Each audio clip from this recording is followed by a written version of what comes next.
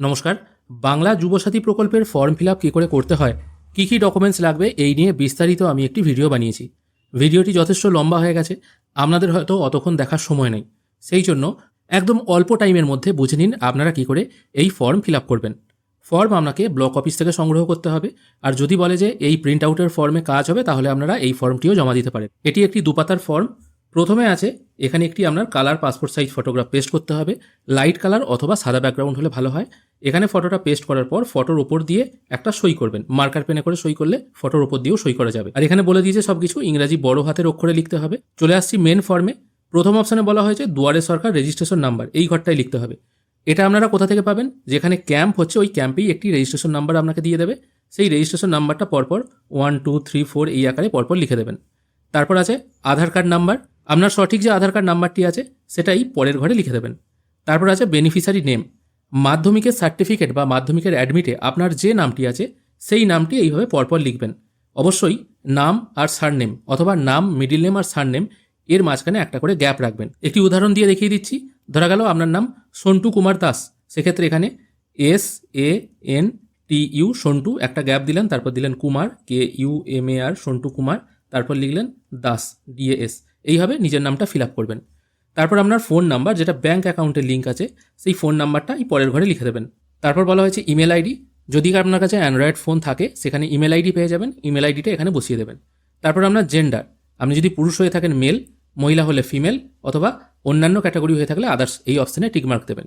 অনেকেই বলছিলেন মহিলারা ফিল আপ করতে পারবে কিনা। হ্যাঁ, যারা লক্ষ্মী ভাণ্ডার পায় না তারা ফিল আপ করতে পারবে। তারপর আছে ডেট অফ বার্থ। আপনার সঠিক যে জন্ম তারিখ আছে মাধ্যমিকের অ্যাডমিট বা মাধ্যমিকের সার্টিফিকেট অনুযায়ী সেটা এখানে বসিয়ে দেবেন। দেখা গেল 1/12/2000 এরকমভাবে ডেট অফ বার্থটা বসিয়ে দেবেন। এবং তারপর আপনার 1/4/2026 বয়স কত সেটা এখানে বসাতে হবে। 1/4/2026 আপনার 21 বছর 1 দিন অথবা 40-এর মধ্যে যদি বয়স হয়ে থাকে সেটা এখানে বসাবেন। শুধুমাত্র ইয়ারে, বছরে বসাবেন, ঠিক আছে? কত বছর বয়স হচ্ছে সেটাই বসাবেন। একই রকমভাবে আপনার বাবা এবং মায়ের নাম এই ঘরে লিখে দেবেন। ঠিক প্রথমে নাম লিখতে গিয়ে এবং টাইটেল লিখতে গিয়ে যেমন একটা ঘর ফাঁকা দিতে বলেছি, একই রকমভাবে মায়ের নাম আর বাবার নাম লেখার সময় একটা করে ঘর ফাঁকা দেবেন। তারপর আপনি যদি বিবাহিত হয়ে থাকেন, পুরুষরা তার স্ত্রীর নাম লিখবে এবং স্ত্রীরা তার স্বামীর নাম এই ঘরে লিখে দেবে। তারপর বলা হয়েছে ক্যাটাগরি। যদি আপনি জেনারেল হয়ে থাকেন জেনারেলের ওপর টিক মার্ক দেবেন, অন্যথায় SC ST বা OBC হয়ে থাকলে যেটা সঠিক হবে সেটার ওপর টিক মার্ক দেবেন। তারপর যদি SC ST বা OBC হয়ে থাকেন আপনার যে কাস্ট সার্টিফিকেট নাম্বার আছে সেটা এ ঘরে বসিয়ে দেবেন। তারপরে আপনি বিবাহিত না অবিবাহিত জিজ্ঞেস করা হচ্ছে। বিবাহিত হলে ম্যারেড করবেন, অবিবাহিত হলে আনম্যারেড করবেন। যদি আপনার বিবাহ হয়েছিল কিন্তু এখন হয়তো বিবাহ বিচ্ছিন্ন হয়ে গেছে তাহলে সেপারেট করবেন। আর যদি স্বামী অথবা স্ত্রী যে কেউ মারা গিয়ে থাকে তাহলে উইডো অথবা উইডোয়ার করবেন। নিচের কলামে চলে এসেছি। এখানে আপনাকে পার্মানেন্ট অ্যাড্রেসটা ফিল আপ করতে হবে। বাড়ির নাম্বার কোথায় পাবেন? বাড়ির নাম্বার আপনাদের ভোটার লিস্ট থেকে বাড়ির নাম্বারটা পেয়ে যাবেন। যদি না থাকে তাহলে গ্রামের নাম এখানে বসিয়ে দিতে পারেন। তারপর আপনার গ্রামের নাম কি আছে সেটা পরের ঘরে একই বসিয়ে দেবেন। পোস্ট অফিসের নাম সঠিক যেটা আপনার সেটা এখানে লিখতে হবে। তারপর আপনার গ্রাম পঞ্চায়েতের নাম কি আছে এইভাবে লিখবেন। তারপর আপনার ব্লক বা মিউনিসিপ্যালিটি যেটা আছে আর কি আপনার অ্যাড্রেসের, সেই ব্লকের নাম অথবা মিউনিসিপ্যালিটির নাম এই ঘরে বসিয়ে দেবেন। তারপর আপনার থানার নাম কি আছে সেটা তার পরের ঘরে বসাবেন।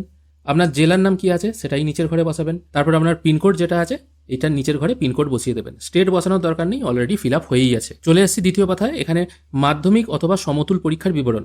এবার অনেকে বলছেন আমি ওপেন থেকে পাস করেছি, আমি কি দিতে পারবো? হ্যাঁ, মাধ্যমিক বা সমতুল বলেছে। মাধ্যমিকের সমতুল যদি কোনো পরীক্ষা থেকে থাকে সেটা যদি আপনি পাস করে থাকেন তার রোলটা প্রথমে ঘরে বসাবেন এবং নাম্বারটা এ ঘরে বসাবেন। রোল আর নাম্বার আলাদাভাবে থাকে, সেই জন্য প্রথমে রোল তারপর নাম্বার বসিয়ে দেবেন। তারপর আপনি কত সালে মাধ্যমিক পাস করেছেন সেইটা এখানে বসাবেন। কোন বোর্ড থেকে পাস করেছেন এখানে প্রথমে আছে ওয়েস্ট বেঙ্গল বোর্ড, তারপর CBSE ICSE, যেটা সঠিক হবে তার পাশে এইভাবে টিক মার্ক দেবেন। যদি এগুলোর মধ্যে কোনোটাই না হয়ে থাকে আদার সিলেক্ট করে কোন বোর্ড থেকে পাস করেছেন এটা পাশে লিখে দিলে ভালো হয়। তারপর আপনার হায়েস্ট কোয়ালিফিকেশন কি আছে, মানে আপনি সর্বোচ্চ কতদূর পড়াশোনা করেছেন মাধ্যমিকের পর। যদি মাধ্যমিক হয়ে থাকে তো তাহলে MP লিখে দিলে অসুবিধা নেই। হায়ার সেকেন্ডারি হয়ে থাকলে HS লিখে দেবেন, অসুবিধা নেই। বর্তমান পেশা, আপনি বর্তমানে কি করছেন? পেশা নেই বা বেকার বলেই তো আপনি ফর্ম ফিল আপ করছেন। যদি আপনি বর্তমানে কোনো পেশার সাথে যুক্ত হয়ে থাকেন, ড্রাইভার হয়ে থাকেন, লেবার হয়ে থাকেন, টোটো চালান, সেক্ষেত্রে এটা লিখতে পারেন। যদি কিছু না থাকে তাহলে নাথিং লিখে দিতে পারেন। সব কিছুই ইংরেজিতে ফিল আপ করতে হবে। তারপর আপনার ব্যাংকের নাম কি সেটা লিখে দেবেন। যে ব্যাংকে অ্যাকাউন্ট আছে আপনার, দেখা গেল তো ইউকো ব্যাংকে অ্যাকাউন্ট আছে, সেক্ষেত্রে এখানে UCO ইউকো একটা গ্যাপ দিয়ে ব্যাংক BAN কি। স্টেট ব্যাংক হলে স্টেট ব্যাংক অফ ইন্ডিয়া লিখে দেবেন। ব্রাঞ্চের নাম কি, যে ব্রাঞ্চে অ্যাকাউন্ট আছে সেটা এখানে লিখবেন। ব্যাংক অ্যাকাউন্ট নাম্বার পাসবই দেখে দেখে সঠিকভাবে লিখবেন। আর ব্যাংকের IFSC কোড যেটা আছে সেটা এখানে সুন্দরভাবে লিখে দেবেন। তারপর জিজ্ঞেস করা হচ্ছে আপনি অন্য কোনো সাহায্য সরকারের কাছ থেকে পাচ্ছেন কিনা, স্কলারশিপ বা বৃত্তি ছাড়া। যদি স্কলারশিপ বা বৃত্তি পেয়ে থাকেন তাহলে তো আপনি অ্যাপ্লাই করতে পারছেন, অসুবিধা নেই। কিন্তু স্কলারশিপ বা বৃত্তি ছাড়া অন্য কোনো সুবিধা, মানে হচ্ছে কৃষক বন্ধু, ঠিক আছে, কৃষক বন্ধু যদি আপনি পেয়ে থাকেন তাহলে অ্যাপ্লাই করতে পারবেন না। লক্ষ্মী ভাণ্ডার যদি পেয়ে থাকেন তাহলে অ্যাপ্লাই করতে পারবেন না, এরকম আর কি ব্যাপার। তাই এটা অবশ্যই সবাইকে নো করতে হবে। আর যদি কিছু ভাতা পেয়ে থাকেন তাহলে সেই ভাতার কি নাম সেটা এখানে লিখতে হবে। এখানে বলাই হয়েছিল অন্য কোনো ভাতা পেলে আপনি তো অ্যাপ্লাই করতে পারবেন না, সেই জন্য এই ঘরটা কিছু ফিল আপ করার দরকার নেই। এরপর আপনাকে কী কী ডকুমেন্টস অ্যাটাচ করে ফর্মের সাথে দিতে হবে সেটা দেখে নিন। প্রথমে বলা হয়েছে মাধ্যমিকের অ্যাডমিট কার্ড, এটা এখানে দিতে হবে। অনেকে বলছেন মাধ্যমিকের অ্যাডমিট নাই, বার্থ সার্টিফিকেট দিলে হবে। মনে হয় না হবে, মাধ্যমিকের অ্যাডমিটই এখানে দিতে হবে, কারণ অন্য কিছু বলেনি কিন্তু এখানে। তারপর মাধ্যমিকের মার্কশিট অথবা সার্টিফিকেট, এটাও অ্যাটাচ করতে হবে। 3 নম্বরে বলা হয়েছে আধার কার্ড, 4 নম্বরে বলা হয়েছে ভোটার কার্ড। ভোটার কার্ড না থাকলে মনে হয় না ফর্ম ফিল আপ করা যাবে।